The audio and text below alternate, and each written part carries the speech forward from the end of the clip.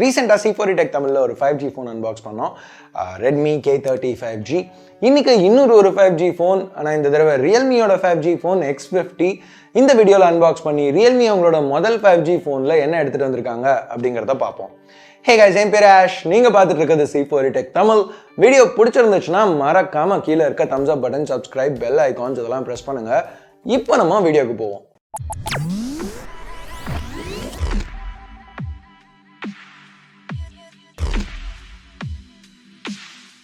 So இதுதான் இந்த X50 வர yellow colour Realme box. Realme X50 5G ஒரு போல்டான டெக்ஸ்ட்டில் மேலே கொடுத்துருக்காங்க. சைடில் ரியல்மி பிராண்டிங் இருக்குது, எல்லாம் சைனீஸில் இருக்குது, ஏன்னா இது சைனாலேருந்து இம்போர்ட் பண்ணியிருக்கேன்.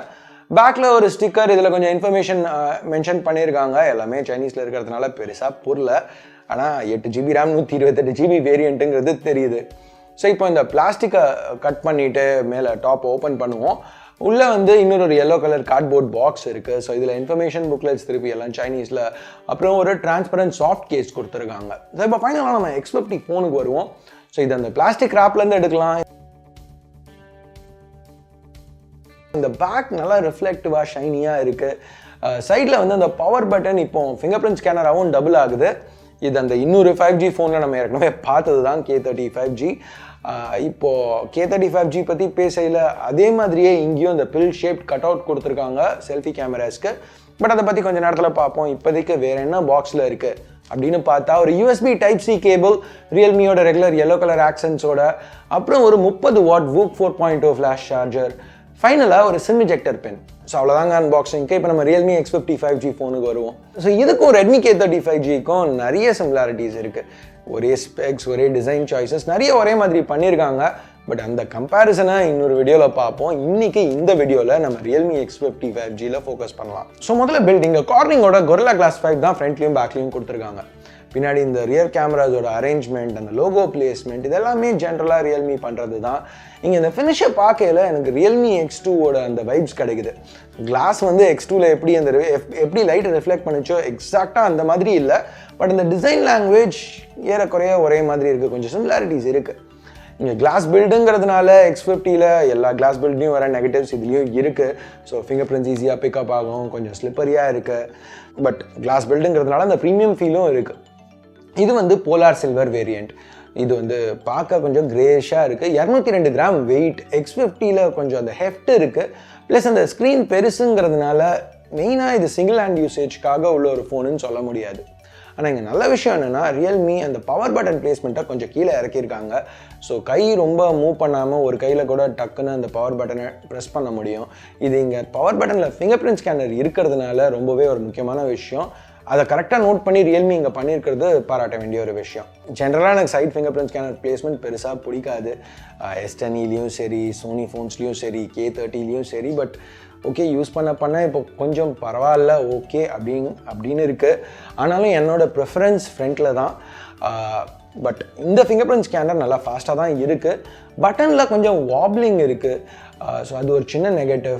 டாக்டைலாக இருக்குது, கிளிக்கியாக இருக்குது. வால்யூம் ராக்கர்ஸ் லெஃப்ட்டில் கொடுத்துருக்காங்க, அதுவும் நல்லா கிளிக்கியாக டாக்டைலாக இருக்குது. டாப்பில் வந்து secondary noise cancelling mic, primary mic, dual sim tray, USB Type-C port, internal speaker, இது எல்லாமே பாட்டமில் இருக்குது. ஸோ இங்கே மைக்ரோ SD சப்போர்ட்டும் கிடையாது, 3.5mm ஹெட்ஃபோன் ஜாக்கும் கிடையாது.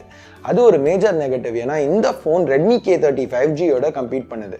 ஸோ அந்த ஃபோனில் ரெண்டுமே இருக்குது. ஸோ இங்கே ரெண்டுமே இல்லாமல் ரியல்மி எடுத்துகிட்டு வந்திருக்கிறது ஏன் பண்ணாங்கன்னு தெரில. ஸோ எனிவே, இப்போ அடுத்து ஃபிங்கர் பிரிண்ட் ஸ்கேனர் இங்கே ஃபிசிக்கலாக இருக்கிறதுக்கு காரணம் டிஸ்பிளே IPS LCD. இது ஒரு 6.57 inch IPS LCD பேனல். இங்கே பஞ்ச் ஹோல் வந்து டாப் லெஃப்டில் இருக்குது. இங்கே ப்ரைமரி 16 மெகாபிக்சல் கேமரா, நல்ல டீட்டெயில்டான செல்ஃபீஸ் எடுக்குது. ஜூம் பண்ணி பார்க்கல, இந்த தாடியை பார்த்தா உங்களுக்கே தெரியும். கலர்ஸ்லாம் கொஞ்சம் பஞ்சியாக இருக்குது, பேக்ரவுண்ட் கரெக்டாக எக்ஸ்போஸ் ஆகிருக்கு, டைனாமிக் ரேஞ்ச் நல்லா இருக்குது. அதுக்கு காரணம் என்னென்னா, அதே IMX471 சென்சர், ரொம்ப நாளாக பார்த்துட்டு இருக்க அதே சென்சர் தான் ரியல்மி இங்கேயும் யூஸ் பண்ணியிருக்காங்க. ஒரிஜினல் Realme Xலேருந்து இப்போ வரைக்கும் அதே சென்சர் தான் யூஸ் பண்ணிட்டு இருக்காங்க. இன்னொரு கேமரா ரெட்மிலேருந்து கொஞ்சம் வித்தியாசமாக பண்ணியிருக்காங்க. ரெட்மியில் வந்து டெப்த் சென்சர் கொடுத்துருந்தாங்க. பட் இங்கே அல்ட்ரா வைட் 8 மெகாபிக்சல் கேமரா கொடுத்துருக்காங்க 105 டிகிரி ஃபீல்ட் ஆஃப் வியூவோட. ஸோ இது பிரைமரி கேமராவோட 79 டிகிரி ஃபீல்ட் ஆஃப் வியூவோட கொஞ்சம் அதிகம். அதனால குரூப் செல்ஃபீஸ்லாம் எடுக்கிறதுக்கு இது நல்லா யூஸ்ஃபுல்லாக இருக்கும்னு எதிர்பார்க்கலாம்.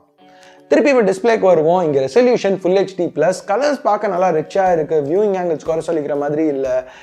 ஆனால் இதெல்லாம் நம்ம ரெகுலராக பார்க்குறது தான். இந்த டிஸ்பிளேல என்ன ஸ்பெஷலான விஷயம் அப்படின்னு கேட்டிங்கன்னா ரெஃப்ரெஷ் ரேட். ரெட்மியில் பார்த்த மாதிரியே இங்கேயும் 120 Hz ரெஃப்ரெஷ் ரேட், எல்லாமே அப்படியே கிளைட் ஆகிற மாதிரி இருக்குது. அந்த ஹை ரெஃப்ரெஷ் ரேட் ப்ளஸ் அந்த புது ரியல்மி UI இது சேர்த்து வரையில் ரொம்ப பட்டரி ஸ்மூத்தாக இருக்குது யூசர் எக்ஸ்பீரியன்ஸ். இன்டர்னல்ஸும் நல்லா ஸ்ட்ராங்காக கொடுத்துருக்காங்க. Snapdragon 765G சிப், திருப்பியும் K35Gயில் நம்ம பார்த்த மாதிரியே. ஸோ இங்கே மெனுஸில் ஸ்வைப் பண்ணலையும் சரி, 2 ஆப்குள்ளே மாற்றி ஜம்ப் பண்ணலையும் சரி, எல்லாமே ஸ்னாப்பியாக இருக்குது, அனிமேஷன் ஸ்மூத்தாக இருக்குது. கேம்ஸும் கொஞ்சம் ட்ரை பண்ணி பார்த்தோம். அந்த Adreno 620 GPU நல்லா பெர்ஃபார்ம் பண்ணுச்சு, கேம் பிளே ஃப்ளூயிடாக இருந்துச்சு, லேக் எதுவும் எக்ஸ்பீரியன்ஸ் பண்ணலை.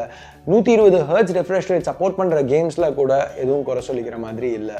டெம்பரேச்சர்ஸ் கண்ட்ரோலில் இருக்கணுங்கிறதுக்காக ரியல்மி ஒரு கஸ்டம் வேப்பர் சேம்பர் இந்த X50ல் பில்ட் பண்ணியிருக்காங்க. இதில் custom copper cooling foil, double layered graphite sheets எல்லாம் ஹீட் டிசிபேஷனுக்காக யூஸ் பண்ணுறாங்க. ஸோ அதனால பெர்ஃபார்மன்ஸ் இன்னும் சஸ்டெயின் ஆகணும், அதாவது இன்னும் கொஞ்சம் அதிகமான நேரத்துக்கு அந்த பெர்ஃபார்மன்ஸ் எதுவும் டிப் ஆகாமல் இருக்கணும். அட்லீஸ்ட் அதுதான் தியரி, டெஸ்ட் பண்ணி பார்த்துட்டு தான் அதெல்லாம் கன்ஃபார்ம் பண்ண முடியும். பேட்டரின்னு வரையில் இங்கே 4200 mAh பேட்டரி இன்க்ளூட் பண்ணியிருக்காங்க. ஸோ ஒரு நாள் தாங்கணும் மாடரேட் யூசேஜில். 5G யூஸ் பண்ணிங்கன்னா அது இன்னும் பேட்டரி அடி வாங்கும்.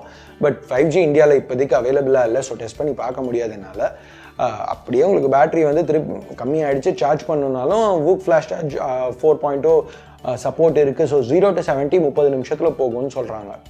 சாஃப்ட்வேர்னு வரையில் ஏற்கனவே பார்த்த மாதிரி ரியல்மி UI தான் இங்கே இருக்குது. இது ColorOS 7 பேஸ் பண்ணி வருது Android 10 மேலே. இதுதான் முதல் ரியல்மி ஃபோன் X50 ரியல்மி UIயோட அவுட் ஆஃப் த பாக்ஸ் வருது. ஸோ இங்கே ரியல்மி UI ஃபீச்சர்ஸ்லாம் நம்ம ஏற்கனவே ஒரு தனி வீடியோவில் பார்த்துட்டோம். ஸோ அந்த வீடியோ இது வரைக்கும் நீங்கள் பார்க்கலன்னா இங்கே ஒரு கார்டு கொடுக்குறேன், செக் பண்ணி பாருங்கள். ஃபுல் லிஸ்ட் ஆஃப் புது ஃபீச்சர்ஸ் அந்த வீடியோவில் டீட்டெயில்டாக அதை பற்றி பேசியிருப்பேன். ஓகே, கேமராஸ்னு பார்த்தீங்கன்னா இங்கே பின்னாடி 4 கேமரா கொடுத்துருக்காங்க. Primary 64 megapixel camera. ஆனால் ரியல்மி சாம்சங்கோட ISOCELL bright GW1 sensor use பண்ணியிருக்காங்க f1.8 லென்ஸோட. பிரைட் லைட்டில் X50 நல்ல ஷார்ப்பான இமேஜஸ் தான் எடுக்குது, வைப்ரண்ட்டான கலர்ஸோட, நல்ல டைனாமிக் ரேஞ்சோட. லோ லைட்டில் ரியல்மி ஒரு புது சூப்பர் நைட் சீன் 3.2 ஆப்ஷன் எடுத்துகிட்டு வந்திருக்காங்க. ஸோ அது ஹெல்ப் பண்ணணும். ரெண்டாவது ஒரு 8 megapixel ultrawide camera 119 degree field of வியூவோட கொடுத்துருக்காங்க. இதுலேயும் கலர்ஸ் டீட்டெயில் லெவல்ஸ் எல்லாமே டீசெண்டாக இருக்குது. ஸோ இங்கே X50 மூணாவது சென்சர்னு வரையில் இங்கே தான் K30லேருந்து கொஞ்சம் வித்தியாசமாக பண்ணியிருக்காங்க. இங்கே ஒரு 12 மெகாபிக்சல் டெலஃபோட்டோ கேமரா எடுத்துகிட்டு வந்திருக்காங்க, அதாவது 2x ஆப்டிக்கல் ஜூமோட. ஸோ இங்கே எதிர்பார்த்ததோட இந்த செக்மெண்ட்டுக்கு ஆப்டிக்கல் ஜூம் கொஞ்சம் நல்லாவே பெர்ஃபார்ம் பண்ணிச்சு. இங்கே இந்த பூவை பார்த்தா உங்களுக்கு தெரியும். ஃபைனல் சென்சர் 4வது 2 மெகாபிக்சல் மேக்ரோ, இந்த மாதிரி சூப்பர் க்ளோஸ் ஷாட்ஸ் எடுக்கிறதுக்கு. ஸோ இப்போ ஃபைனலாக ப்ரைஸிங்னு பார்த்தீங்கன்னா சைனாவில் இந்த X50 2499 யுவான்லேருந்து ஸ்டார்ட் ஆகுது. டெக்னிக்கலாக பார்த்தீங்கன்னா K30 5G 1999 யுவான்லேருந்தே ஸ்டார்ட் ஆகுது. ஆனால் பேஸ் வேரியன்ஸ் என்ன அப்படின்னு நம்ம இன்னும் கொஞ்சம் டீட்டெயில்டாக பார்த்தோம்னா X50ல பேஸ் வேரியண்ட்டே 8GB RAM 128GB ஸ்டோரேஜோட வருது. K30 5Gல base variant 6GB RAM 64GB ஸ்டோரேஜோட வருது. ஸோ K30 5Gயோட 8GB RAM வெர்ஷன் 128GB ஸ்டோரேஜோட வர வெர்ஷனோட கம்பேர் பண்ணிங்கன்னா ரியல்மி X50 ஆக்சுவலாக ஒரு 100 யுவான் கம்மியாக இருக்குது. 100 யுவான்னா கிட்டத்தட்ட 1000 ரூபா. ஸோ 25,000 ரூபாய்க்கு இந்த ஃபோன் வருது. ஸோ ஒரு 1000 ரூபா K30யோட கம்மியாக தான் இருக்குது. பட் பேஸ் வேரியன்ட் K30 தான் இன்னும் சீப்பாக இருக்குது, K30 5G.